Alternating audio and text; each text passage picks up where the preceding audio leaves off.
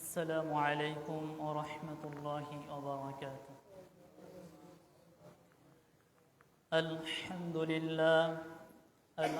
لله نحمده ونستعينه ونستغفره ونؤمن به ونتوكل عليه ونعوذ بالله من شرور أنفسنا ومن سيئات أعمالنا.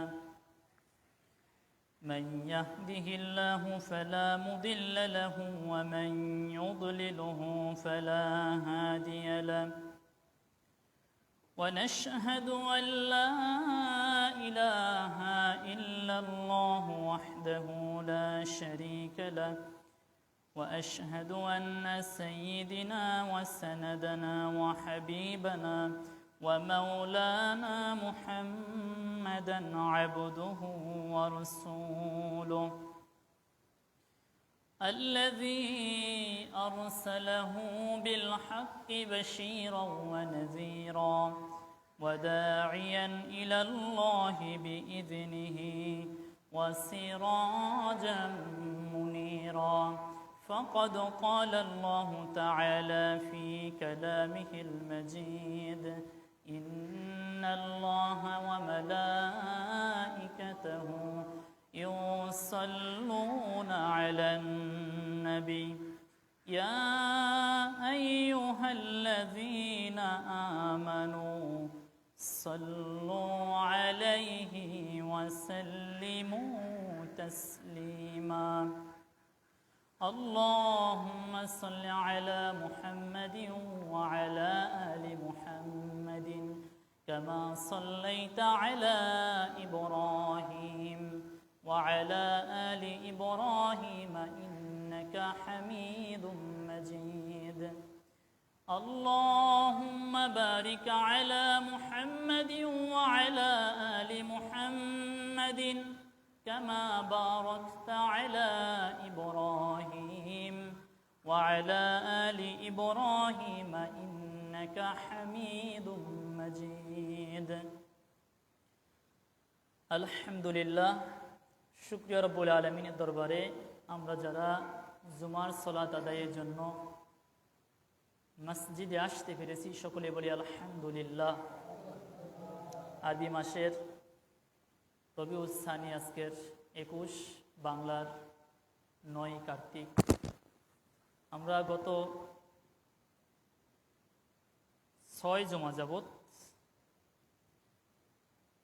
একটা বিষয়কে কেন্দ্র করে কথা শুনতেছিলাম, যে সমস্ত আমলের মাধ্যমে আমরা জান্নাত পাবো সে আমলগুলো বিষয়ে কথা শুনতেছিলাম। আজকের গত জুমাতে শেষ করেছিলাম ঋণ নিয়ে কথা বলেছিলাম। সর্বশেষ যেখানে গিয়ে থেমেছিলাম যে ঋণ থেকে মুক্তির জন্য হাদিসে কি কি দোয়া বলা হয়েছে। একটা দোয়া আমি বলেছিলাম যে নবী সাল্লাল্লাহু আলাইহি সাল্লাম ঋণ থেকে পানা চাইতে বলেছেন এবং তিনিও ওইভাবে আল্লাহ তাআলার কাছে দোয়া করতেন, আল্লাহুম্মা ইন্নী আউযু বিকা মিনাল মা'সাম ওয়াল মাগরাম। যে আল্লাহ, আপনার কাছে আমি আশ্রয় চাই ঋণের বোঝা থেকে, পাপ মুক্ত জীবন চাই, আমি পাপ থেকে আপনার কাছে আশ্রয় চাই। আমাদেরকে এই দোয়াটা নবী সাল্লাল্লাহু আলাইহি সাল্লাম বলেছেন আমরা যাতে এর উপর আমল করি। নবী সাহাবায়ে কেরাম এই আমল করতেন। নবীজি সাল্লাল্লাহু আলাইহি সাল্লাম নামাজের শেষ বৈঠকে এমন কোনো নামাজ ছিল না যে নামাজে তিনি এই 4টা বিষয় পানা না চাইতেন। 4টা বিষয়ের ভিতরে আমি বলেছিলাম যে আল্লাহুম্মা ইন্নী আউযু বিকা মিন আযাবিল কবর, কবরের আযাব থেকে নবী সাল্লাল্লাহু আলাইহি সাল্লাম আশ্রয় চাইতেন। ওয়া আউযু বিকা মিন আযাবিন নার, জাহান্নামের আযাব থেকে আশ্রয় চাইতেন। ওয়া আউযু বিকা মিন ফিতনাতিল মাহইয়া ওয়াল মামাত, জীবিতের ফিতনা, মৃত্যুর ফিতনা। গত জুমাতে বলেছিলাম এই বিষয়। ওয়া আউযু বিকা মিন ফিতনাতিল মাসিহিদ দাজ্জাল, দাজ্জালের ফিতনা। এই ফিতনা থেকে নবী সাল্লাল্লাহু আলাইহি সাল্লাম আশ্রয় চাইতেন। আমরাও নবীর শিখানো দোয়াগুলো আমরা এর উপর আমল করব এবং আশ্রয় চাব। নবী সাল্লাল্লাহু আলাইহি সাল্লাম এভাবে আশ্রয় চাইতেন এবং আমাদেরকে বলতেন যে তোমরা আল্লাহ তাআলার কাছে আশ্রয় চাও ঋণের বোঝা থেকে, পাপ থেকে। যে আল্লাহ, তোমার কাছে সকল প্রকার পাপ থেকে আশ্রয় চাই, ঋণের বোঝা থেকে আশ্রয় চাই। আল্লাহুম্মা ইন্নী আউযু বিকা মিনাল মা'সাম ওয়াল মাগরাম। এছাড়া হযরত আলী রাদিয়াল্লাহু আনহু থেকে বর্ণিত একজন চুক্তিবদ্ধ এক গোলাম, তখন ছিল গোলাম প্রথা ছিল, দাস প্রথা ছিল। গোলাম শব্দ অর্থ দাস। চুক্তিবদ্ধ গোলাম তার নিকট এসে বলল, আমার চুক্তির অর্থ পরিশোধ করতে আমি অপারগ। যে পরিমাণ টাকায় একজন ব্যক্তিকে দাস ক্রয় করা হয়েছে, ওই গোলাম, ওই ব্যক্তি এসে আলী রাদিয়াল্লাহু আনহুর কাছে বলতেছে, যে আমি যে অবস্থায় আছি, আমার এই অবস্থা থেকে মুক্তির জন্য আপনি আমাকে একটু একটা দোয়া বলেন, নবী সাল্লাল্লাহু আলাইহি ওয়াসাল্লামের শেখানো দোয়া বলেন, যার মাধ্যমে আমি মুক্তি পাব।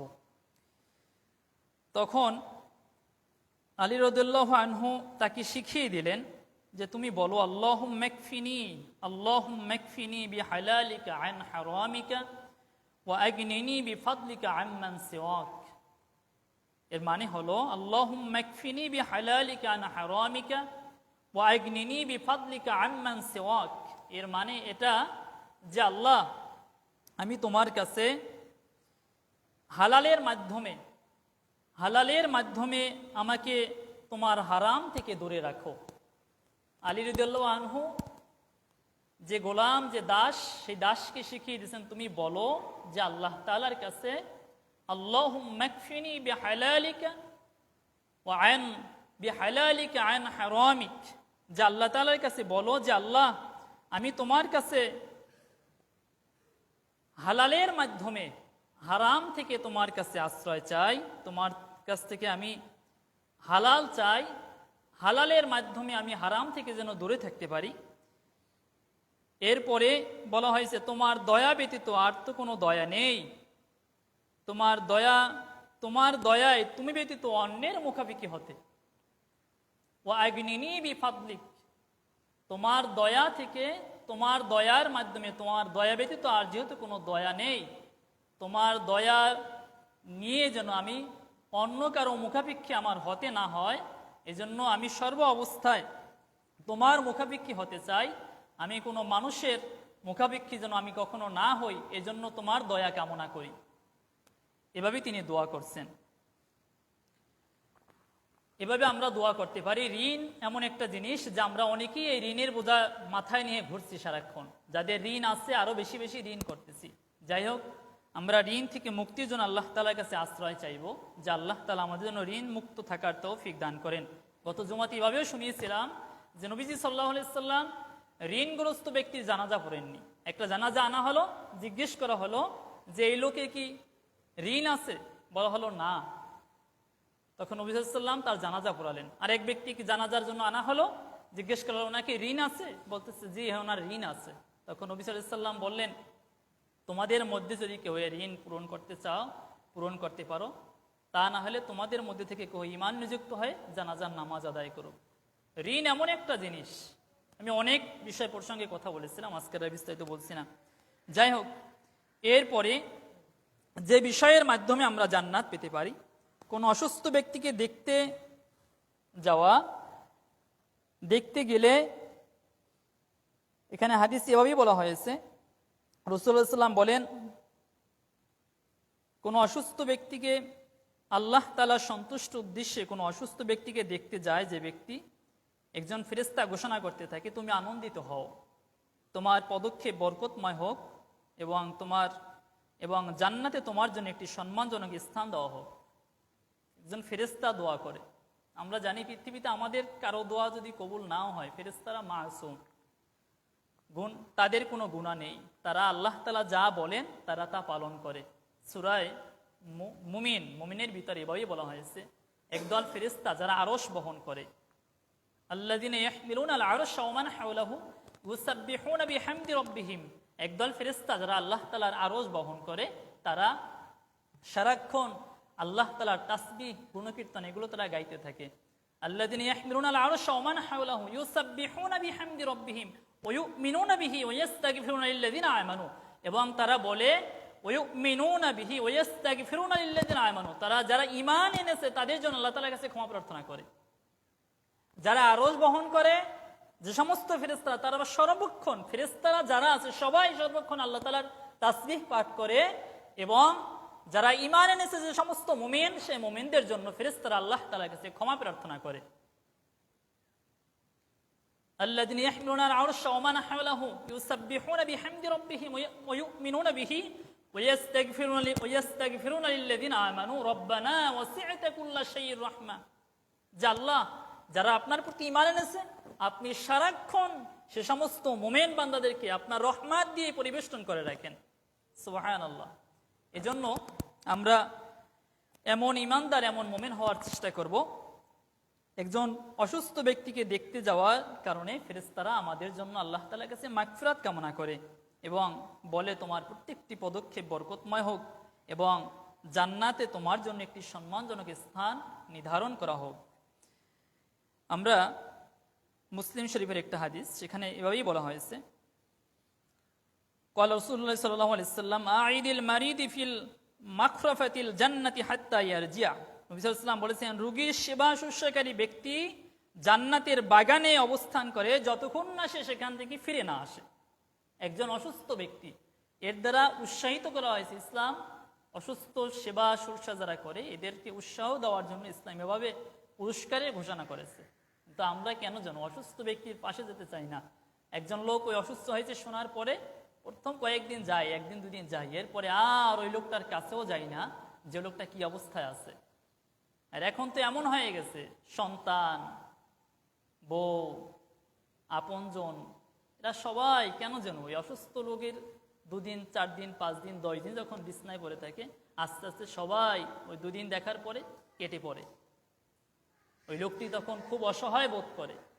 যাই হোক, এখানে হাদিসে যেটি বলা হয়েছে, রোগীর সেবা শুশ্রূষাকারী ব্যক্তি যে সেবা করে বেহেশতের বাগানে অবস্থান করে যতক্ষণ না সে সেখান থেকে ফিরে না আসে। মুসলিমের হাদিস। এই চমৎকার কথা, আইদিল মারিদি ফিল মাখরাফাতিল জান্নাতি হাত্তা ইয়ারজিয়া।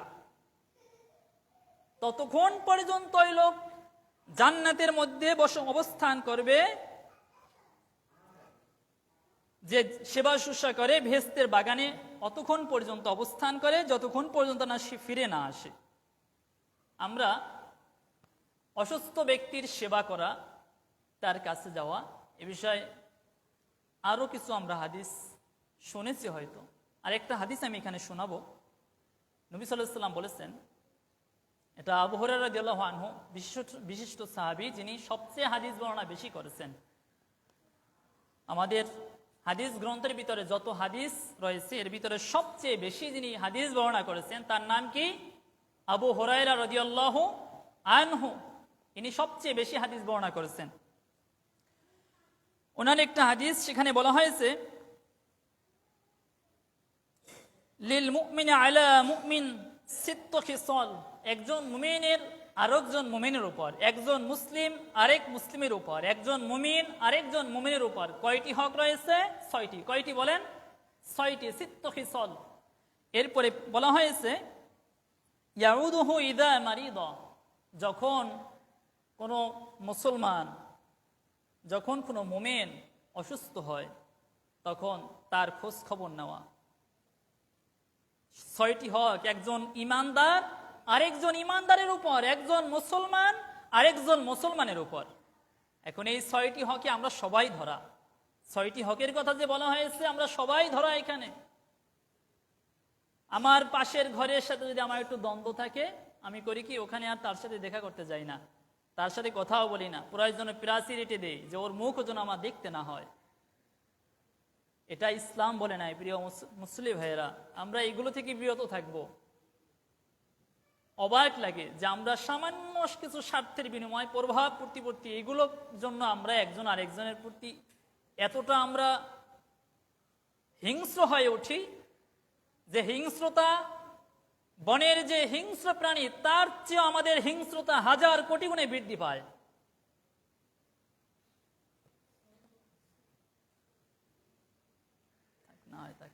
ভালো আছে এখন যে 6টি অভ্যাস খেসালের কথা বলা হয়েছে, প্রথমটা হলো ইয়াউদুহু ইযা মারিদা। যখন কোনো মানুষ অসুস্থ হয় তখন তার সেবা শুশ্রূষা করা। যখন কোনো মুমিন অসুস্থ হয় তখন তার সেবা শুশ্রূষা করা। ওয়াশহাদুহু ইযা মাতা। যখন কোনো মুমিন মৃত্যুবরণ করে তার জানাজায় তার দাফন কাফনে উপস্থিত হওয়া। ওয়াশহাদুহু ইদা মাতা, কিন্তু এখানেও আমরা ধরা, যদি দেখি যে না ওর সাথে আমার সম্পর্ক ভালো ছিল না, তখন আমরা তার জানাজায় যাই না, তখন তার ধারে কাছেও আমরা থাকি না, তখন তার জানাজায় যাই না, যে না ওর সাথে আমার সম্পর্ক খারাপ ছিল, মরছে ভালো হয়েছে। আমি আপনাদের এখানে আসার আগে গোকুলনগরে ছিলাম, বলতে কোনো দ্বিধা নেই। ওখানে গিয়ে দেখি এক দল আরেক দলের জানাজায় যায় না। কি সাংঘাতিক ব্যাপার না?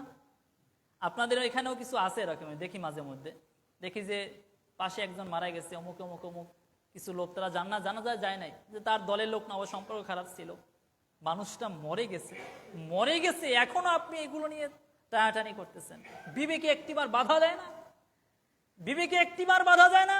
আমি আমার আলোচনার ভিতরে বলেছিলাম, কোন একটা হাদিস শুনিয়েছিলাম যে এক সাহাবী নবী সাল্লাল্লাহু আলাইহি ওয়াসাল্লাম বললেন, এখন যে মসজিদে ঢুকবে, সহিহ হাদিস, এই লোকটি জান্নাতি। মসজিদে ঢুকলো, সাহাবায়ে কেরাম মনে করেছিল যে মসজিদে এখন যে লোকটি ঢুকবে হয় আবু বকর হবে, হয় ওমর হবে, না হয় উসমান হবে, না হয় আলী হবে। কিন্তু পরক্ষণে দেখে গেল আবু বকর, ওমর, উসমান, আলী রাদিয়াল্লাহু আনহু কেহ প্রবেশ করে নাই।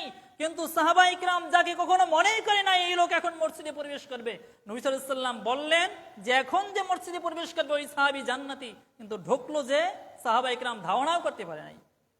মসজিদে ঢুকলো, দ্বিতীয় দিন আবার নবী সাল্লাল্লাহু আলাইহি ওয়াসাল্লাম একই কথা বললেন, এই মুহূর্তে যে সাহাবী যে মুসল্লি মসজিদে প্রবেশ করবে সে লোক জান্নাতি।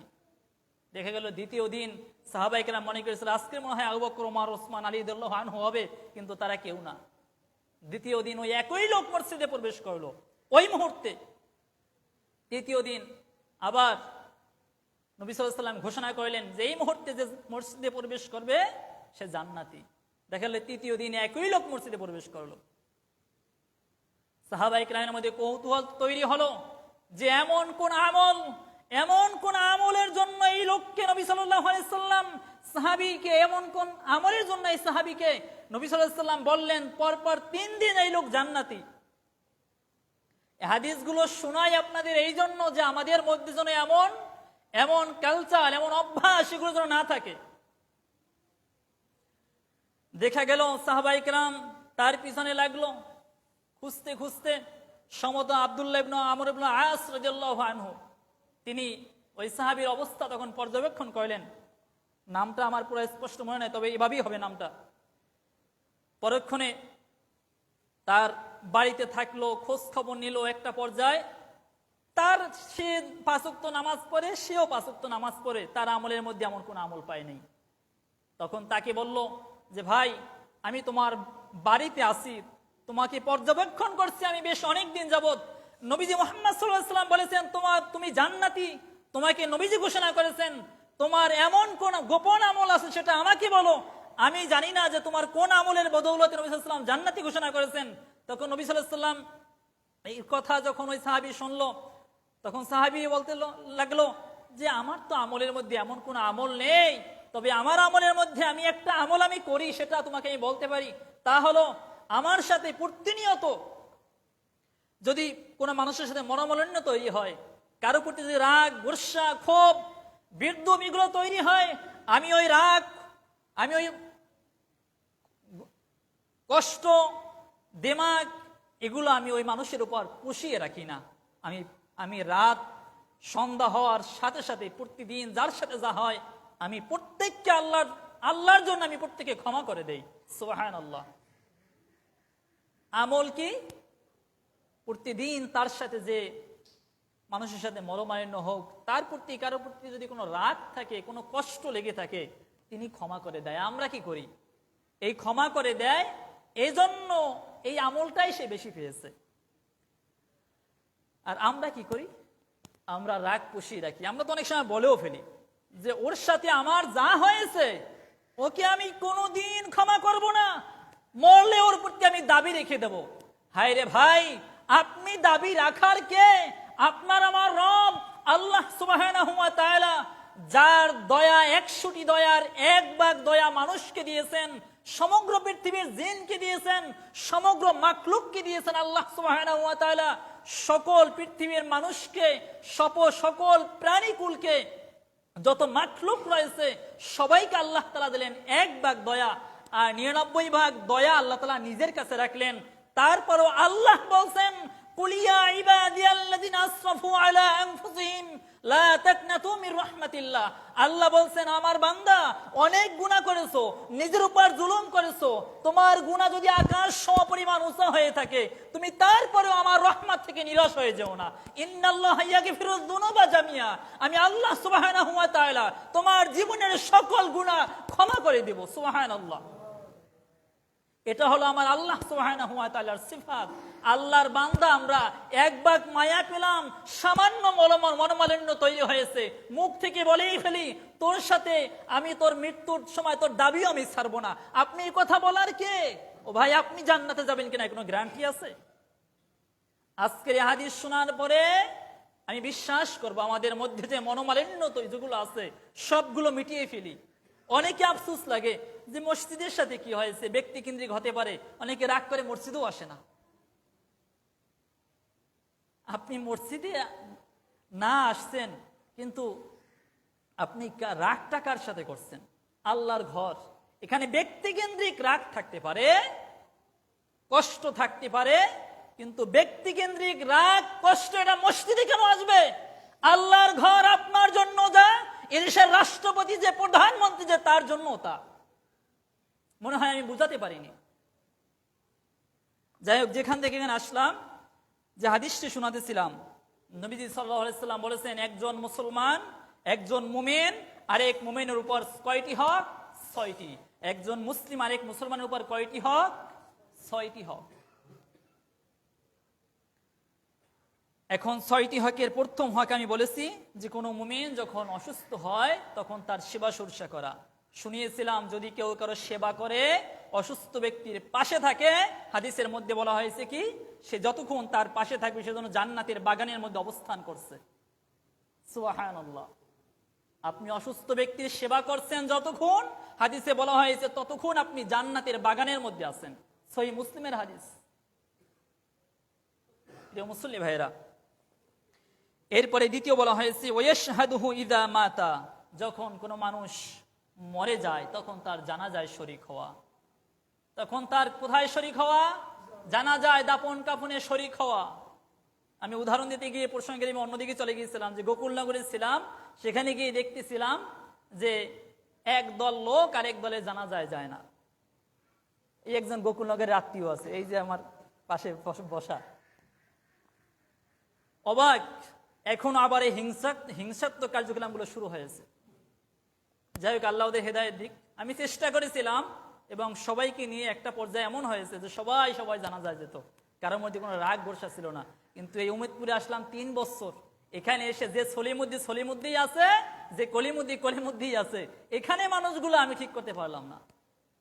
আমি তো সামনে পড়লে বুকে টানি, কাছে আসি, ডাকি, বলি মসজিদে আসেন, নামাজ পড়েন, কেন যে আসে না তাও জানি না। মনে হচ্ছে এখানে মানুষগুলো একটু শক্ত মাটি দিয়ে তৈরি, মনগুলো ইটের চেয়েও শক্ত হয়ে গেছে। একথা আমি বলি না, ইটের সাথে শক্ত। আল্লাহ বলছেন যে মানুষের অন্তর যা পাথরের চেয়েও শক্ত। সূরা বাকারার মধ্যে আছে যে পাথর, এমন পাথর রয়েছে যেখান থেকে পানি নিগত হয়। কিছু পাথর আছে পাহাড় থেকে আল্লাহ তাআলার ভয়ে খসে পড়ে। যাই হোক, এরপরে বলা হয়েছে ইয়াউদুহু ইযা মারিদা ওয়া ইয়াশহাদুহু ইযা মাতা ইউজিবুহু ইযা দাআহু, যদি কেউ তাকে ডাকে, দাওয়াত করে, তখন তা গ্রহণ করে। যদি কোনো মুসলমান, যদি কোনো মুমিন তাকে দাওয়াত করে, তাকে ডাকে, আহ্বান করে, ডাকে, দাওয়াত করে, তখন সে গ্রহণ করে। এখানে সে সম্পর্ক খারাপ, কি হয়েছে, রাগারাগি, কাটাকাটি, এগুলো সে খুঁজে না। একজন মুমিনের আরেক মুমিনের উপর 6টি হকে 3 নম্বর হক হলো যখন তাকে দাওয়াত করে, সে দাওয়াত গ্রহণ করে। এরপরে ওয়ায়ানসাহু লাহু ইযা গাবা আও শাহিদা, যখন সে মুমিন, তার ভাই, সে উপস্থিত থাক আর অনুপস্থিত থাক, সর্ব অবস্থায় ওই মুমিন ব্যক্তির জন্য কল্যাণ কামনা করে। এখানে মসজিদে সে আসুক আর না আসুক, আপনার বাড়িতে সে এখন থাক বা না থাক, আপনার মুমিন ভাই সে আপনার দূরে কেউ হতে পারে, আপনার কাছে থাক বা না থাক, যেখানেই থাক, সর্বাবস্থায় আপনি তার একটা প্রতিষ্ঠানের কাছে গেলেন, ওখানে গিয়েও দেখলেন যে প্রতিষ্ঠানটার ক্ষতি হচ্ছে। এখন আপনার কাজ হলো তাকে জানানো, ভাই তোমার যে ইন্ডাস্ট্রি, তোমার যে প্রতিষ্ঠান রয়েছে, এখানে এখন একটা সমস্যা, যে কোনো মুহূর্তে আগুন লেগে যেতে পারে। এখন এই যে সর্বাবস্থায় কল্যাণ কামনা করা, এটাই তো কল্যাণ। আপনি তার দূরে রলেন, সে কাছে নেই, সর্বাবস্থায় কল্যাণ কামনা করে একজন মুমিন আর এক মুমিনের উপর এটা কর্তব্য, এটা হক। এরপরে হাসি দিলে হাসির জবাব দেওয়া, ওয়ায়ুসাম্মিতুহু ইযা আতাসা, যখন সে হাসি দেয়। এখন হাসিটা আপনার মুসলমান ভাই দিল, সে বলল আলহামদুলিল্লাহ। হাসি দিলে আপনি আলহামদুলিল্লাহ শোনার পরে কি বলবেন? ইয়ারহামুকাল্লাহ। কি বলবেন বলেন? ইয়ারহামুকাল্লাহ। আমরা এগুলো জানবো না, এটা একটা সুন্নাহ আমল, এটা একটা সুন্নাহ আমল, এটা করবেন। আপনার ভাই যখন হাসি দিল, আমি কোনো এক জুমায় বলেছিলাম যে মানুষ যখন হাসি দেয়, ওই মুহূর্তে যে কারণে তিনি হাসি দিলেন, যদি ওই হাসিটা না দিত, আমাদের বর্তমান মেডিকেলের ভাষায় যে মানুষের মস্তিষ্কে এমন কিছু জার্ম তৈরি হয়, ওই মুহূর্তে যদি লোকটা হাসি না দিতে পারে, হয়তো ওই জার্মের কারণে সে মারাও যেতে পারে। আর ওই মুহূর্তে ওই লোক হাসি দেয়, আর হাসিটা যখন আসে, জন্য হাসি দিলে আমরা হাসিটাকে কিভাবে রাখবো? একটু চেপে রাখবো, প্রয়োজনে হাত দিয়ে ঠেকিয়ে দেবো, রুমাল ব্যবহার করব, প্রকাশ্যে হাসি দেওয়া এভাবে এটাও নিষেধ। হাসির মাধ্যমে জান বের হলো, আপনার সামনে কেউ থাকলে সে ওই জীবাণুতে সে আক্রান্ত হতে পারে। ইসলাম কত সুন্দর সিস্টেম আমাদেরকে শিক্ষা দিল, কিন্তু আমরা ইসলামের শিক্ষাগুলো গ্রহণ করছি না। হাসি যখন দিলাম, তখন আমরা হাসি দেওয়ার সাথে সাথে কি বলবো বলেন? আলহামদুলিল্লাহ। কি বলবো বলেন? আলহামদুলিল্লাহ। হাসির জবাব যে শুনবেন, তবে চেষ্টা করবেন হাসির জবাব আস্তে দেওয়ার। অনেক সময় হয় যে আপনি হাসি জবাব জোরে দিলেন, কিন্তু যে লোক হাসির জবাব শুনে উত্তর দিল না, সে হয়তো আপনার একটা আমলের কারণে সে আমলটা করলো না, সে একটা সুন্নাহ থেকে বঞ্চিত হলো। হয়তো এমনও হতে পারে জবাব না দেওয়ার জন্য গুনাহগারও হতে পারে। আমি বলছি না যে গুনাহগার হবে, কিন্তু হতে তো পারে। এজন্য হাসির জবাব দিবেন আস্তে, যদি জোরে দেন, পাশে যে আছে তাকে বলবেন তুমি বলো ইয়ারহামুকাল্লাহ। তবে আপনি ইয়ারহামুকাল্লাহ শুনছেন, এবার আপনার উপরও 3টা পর্যায়ে হাদিসে বলা হয়েছে, 3টা পর্যন্তই শেষ। এরপরে অমুকে কি বললো, অমুকে কি বললো, এটা দরকার নেই। আপনি যখন ইয়ারহামুকাল্লাহ শুনলেন, তখন আপনার কাজ হলো পাশে যদি অন্য কেউ থাকেন বলবেন ইয়াহদিকুমুল্লাহ। কি বলবেন? ইয়াহদিকুমুল্লাহ। ইয়ারহামুকাল্লাহ মানে হলো যে আল্লাহ তোমার উপর রহম করুক। যিনি হাসি দিয়েছেন তিনি বলবেন কি? আলহামদুলিল্লাহ। যিনি শুনছেন আলহামদুলিল্লাহ, তিনি কি বলবেন? ইয়ারহামুকাল্লাহ। ইয়ারহামুকাল্লাহ মানে কি, অর্থ কি? যে আল্লাহ তোমার উপর রহম করুক। কি চমৎকার দোয়া! আপনি জানেন না কার দোয়া কখন কবুল হবে, এই জন্য কোনো মানুষের বরদোয়া নেওয়ার দরকার নেই, বরং দোয়া নেওয়ার চেষ্টা করেন। আপনি হাসির জবাব শুনে ইয়ারহামুকাল্লাহ বললেন, আপনার মুসলমান ভাইয়ের জন্য কল্যাণ কামনা করলেন। যিনি ইয়ারহামুকাল্লাহ শুনলেন তিনি বললেন ইয়াহদিকুমুল্লাহ, তার মানে হলো যে আল্লাহ আমার ভাইকে তুমি হেদায়েত দান করো, হেদায়েতের পথে রাখো। এখন আমরা যদি ইসলামের এই সামান্য সিস্টেমটাকে দেখি, তাহলে কে কোন দল করে, কি কোন মতের বিশ্বাসী, আদর্শে বিশ্বাসী, এটা আমাদের মধ্যে তৈরি হতে পারে না। অন্ততপক্ষে এইগুলো ইসলামের নিয়মগুলোর দিকে তাকালে আমাদের মধ্যে হিংসা, দিমাগ, অহংকার, এগুলো আমরা একজন আরেকজন ভাইয়ের সাথে করতে পারি না। প্রিয় মুসলিম ভাইরা, 6 নম্বর হলো যখন কোন মুসলমান সালাম দেয়, ওয়ায়ুসাল্লিমু আলাইহি ইযা লাকিয়াহু, যখন সালাম দেয় সালামের কি দিবে? জবাব দিবে। সালামের কি দিবে বলেন? জবাব দিবে। আমরা দেই? আমি গত জুমাতেও বলেছিলাম এই বিষয়, সালাম বিষয় বিস্তারিত বলার দরকারও না, আলাদা একটা জুমায় ইনশাআল্লাহ চেষ্টা করব বিষয় বলার। যখন সালাম দেয়, সালাম দিলে সালামের জবাব আমরা দিব। ওয়া আলাইকুমুস সালাম, আসসালামু আলাইকুম, আসসালামু আলাইকুম। হাদিসে আছে আসসালামু আলাইকুম ক্বাবলাল কালাম, কথা বলার পূর্বে কি করো? সালাম দাও। কথা বলার পূর্বে কি করো? সালাম দাও। আমরা সালাম দেই না, আমরা মোবাইল ধরার পরে হ্যালো হ্যালো হ্যালো টেলো আগে বাদ দে ভাই, আসসালামু আলাইকুম, কেমন আছেন আপনি, এরপরে হ্যালো টেলো থাকলে তা বললেন। আগে সালাম দেবো। আমিও যদি কারোর সাথে কথা বলতে গিয়ে ভুলটি করি, আমাকেও ধরেই দেবেন, কোনো কিছু আমি কিছু মনে করবো না। এই ভুলগুলো আমাদের হয়ে যাচ্ছে। সালাম দেব, আসসালামু আলাইকুম, ভাই কেমন আছেন, এরপরে হ্যালো টেলো থাকলে এগুলো বলিয়েন। কিন্তু সালাম, হাদিস এসেছে আসসালামু আলাইকুম কবলাল কালাম, এটা একটা সুন্নাহ আমল, যদি করতে পারি সওয়াব পাবো। কথা বলার পূর্বে কি করতে হবে? সালাম দিতে হবে। এখন সালাম আমরা দেই না, সালামের সাথে আমরা সম্পর্ক জুড়ে দেইনি। গত জুমায় বলেছিলাম, আজকে আর কিছু বলবো না। যাই হোক, 6টি বিষয়। প্রথমটা আমি বলি। প্রথমটা কি বলেছিলাম? একজন মুমিন আর একজন মুমিন যখন অসুস্থ হবে তখন তার সেবা শুশ্রূষা করবে। দ্বিতীয় বলেছি, যখন মৃত্যুবরণ করবে তখন জানাজায় শরীক হবে। তৃতীয় বলেছি, কেউ দাওয়াত করলে তা গ্রহণ করবে, অথবা কেউ ডাকলে তার ডাকে সাড়া দিবে। আপনাকে ডাকলো, ডাকতেছে, অনেক সময় আফসোস, অবাক লাগে, ডাকে পাশ থেকে, ঘরের মধ্যে থেকে ডাকে যে না ও থাক, ও ডাকে সাড়া দেওয়া দরকার নাই, মরুক, মরতেছে বেশি করে মরুক। প্রিয় ভাইরা, এই কাজগুলো, এই খাসলাতগুলো আমাদের মধ্যে রাখবো না। যখন ডাকে তখন তার ডাকে সাড়া দেওয়া, এটা ওয়াজিব। একজন মুসলমান আরেকজন মুসলমানের ডাকে সাড়া দিবে। সে ডাক যদি কোনো বিধর্মী হয়, তার ডাকে সাড়া দেওয়া একজন ইমানদার মানুষ হিসাবে আপনার আমার উপর কর্তব্য। ডাকছে, তার ডাক, অনেক সময় ডাকের মধ্যেই তো বোঝা যায় কি জন্য ডাকতেছে। হয়তো কোনো বিপদে পড়তে, স্বাভাবিকভাবে মানুষ মানুষকে ডাকে, বিপদে পড়লে বেশি ডাকে, বিপদে না পড়লে মানুষ মানুষকে ডাকে না। এই জন্য আমরা ডাকে সাড়া দেব। আমাদের মধ্যে খাসলাতগুলো কেন যেন দিনে দিনে খারাপ হয়ে যাচ্ছে। আমরা মানুষ ডাকলে ডাকে সাড়া দেই না। যাই হোক, এরপরে চতুর্থ হলো সালাম দিলে, সালাম প্রদান করলে সালামের জবাব দিব। পঞ্চম হলো হাসি দিলে জবাব দিব। ষষ্ঠ হলো উপস্থিত অনুপস্থিত, আমার ভাই এখানে উপস্থিত থাক বা না থাক, সর্বাবস্থায় তার কল্যাণ কামনা করব। হাদিসটি এসেছে নাসাইর ভিতরে, এসেছে বাইহাকির ভিতরে হাদিসটি এসেছে। এরপরে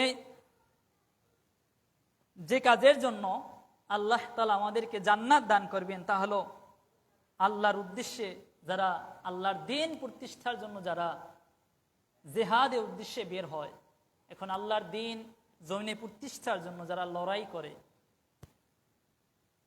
আমাদের এখানে ইসলামিক রাষ্ট্র না, জিহাদ কেবল তারাই করবে, আর রাষ্ট্র থেকে জিহাদের আহ্বান করতে হবে। কোনো ব্যক্তি, কোনো মানুষ ব্যক্তিগতভাবে জিহাদের ডাক দেওয়ার অধিকার কাউকে দেওয়া হয়নি।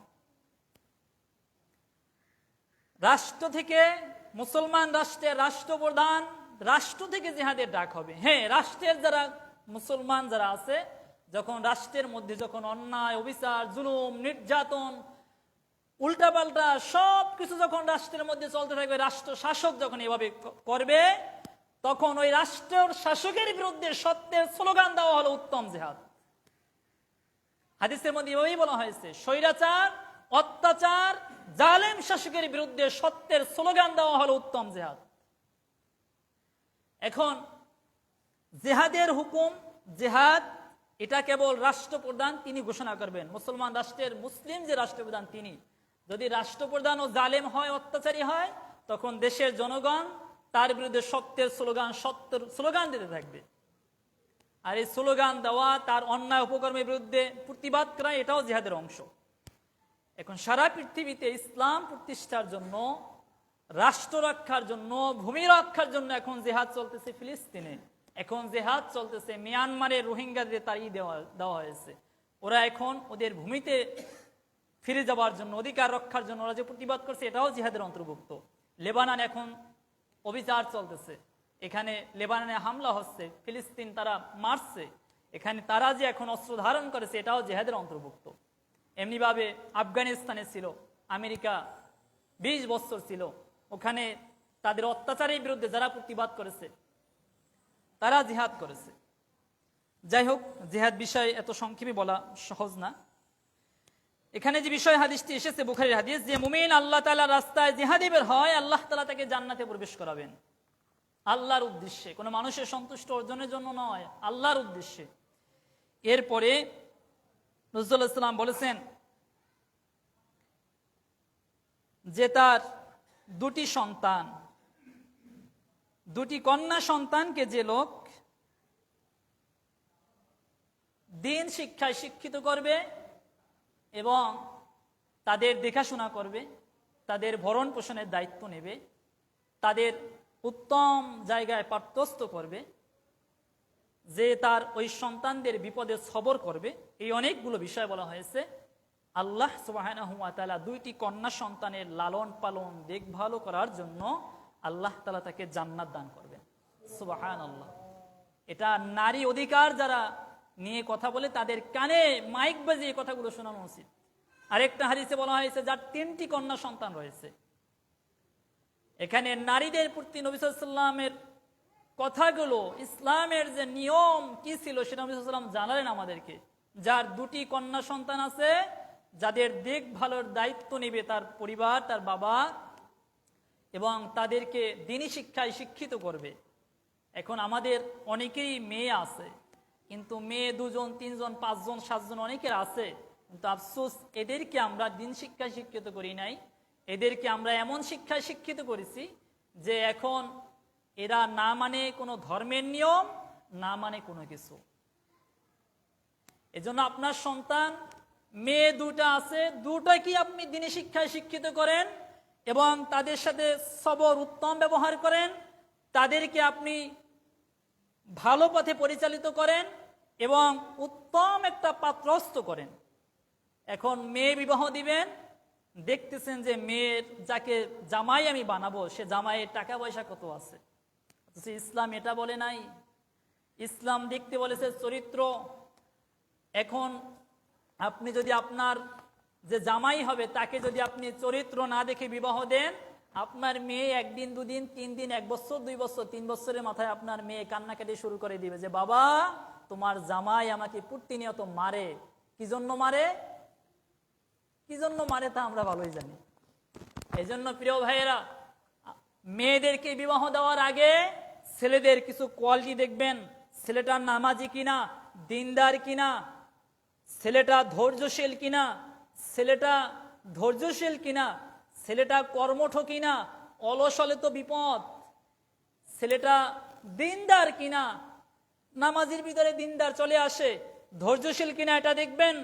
এরপরে যে ছেলের সাথে আপনার মেয়েকে বিবাহ দেবেন সেই ছেলেটা কর্মঠ কিনা, এগুলো দেখবেন। এখন আমরা কি করি? আমরা দিনদারিতাও দেখি না, নামাজিও দেখি না। মাঝে মধ্যে তো দেখি, অনেক সময় কিছু পোস্ট দেখি ফেসবুকে যে অনেকে পোস্ট করে যে নেশা করা ছেলেগুলো আমার খুব ভালো লাগে, অবাক লাগে। কিছু গ্রুপে এভাবে পোস্ট দেখা যায়, নেশা মানে বিড়ি সিগারেট যেগুলো খায়। ভাই আমি বলছি না যে এটা খাইলে এটা হয়, এটা আমরা সবাই জানি। তবে নেশা যারা খায়, আমরা এই নেশা থেকে বিরত থাকি, নিজেরাও বিরত রাখি, সমাজকে পরিবারকেও বিরত রাখি। যাই হোক, যে কথা বলতেছিলাম যে আমরা যখন আমার মেয়েকে বিবাহ দিব, একজন দিনদার, একজন কর্মঠ, সৎ চরিত্রবান, সবরকারী এমন সন্তানের সাথে বিবাহ দেই। অন্ততপক্ষে কখনো আপনার মেয়ের কাছ থেকে শুনবেন না যে আপনার মেয়ে অসুখী আছে। খুঁজে দেখেন যারা এই কোয়ালিটি সম্পন্ন। আমি বলছি না যে সব আলেম, সব হুজুরেরা এই কোয়ালিটি সম্পন্ন। আমি নিজেও জানি না আমি কতটুকু ভালো।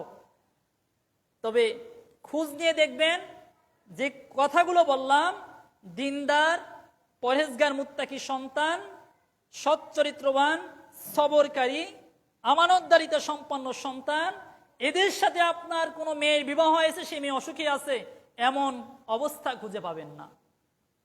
যাই হোক, আমরা যদি আমাদের সন্তান, 2টি সন্তান, কোন হাদিসে বলা আছে 3টি সন্তান, কম বেশি হতে পারে, এদেরকে যদি দ্বীনি শিক্ষায় শিক্ষিত করি এবং এদেরকে যদি লালন পালন করি, ভরণ পোষণের দায়িত্ব গ্রহণ করি, এদেরকে যদি উত্তম পাত্রস্থ করি, হাদিসে এসেছে নবী সাল্লাল্লাহু আলাইহি ওয়াসাল্লাম বলেছেন সে জান্নাতে যাবে।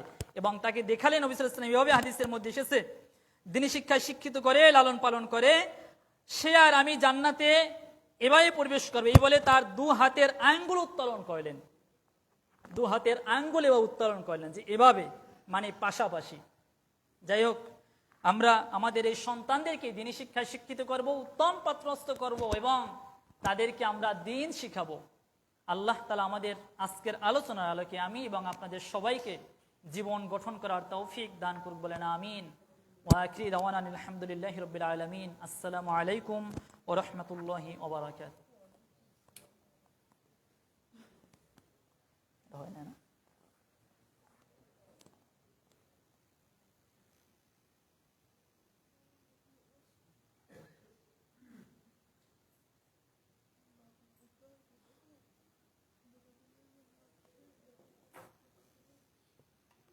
বলে দাও।